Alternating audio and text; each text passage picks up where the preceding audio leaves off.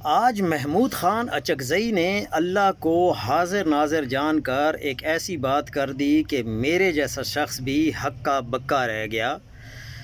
میں ہمیشہ یہی سمجھتا تھا کہ شاید بلوچستان کے سیاستدان زیادہ تر اسٹیبلشمنٹ کے ساتھ رابطے میں ہیں، لیکن انہوں نے آج اللہ کو حاضر ناظر جان کر یہ کہہ دیا کہ نہ میں ماضی میں کبھی اسٹیبلشمنٹ کے ساتھ رابطے میں رہا ہوں اور نہ آئندہ کبھی اسٹیبلشمنٹ کے ساتھ رابطے میں رہوں گا،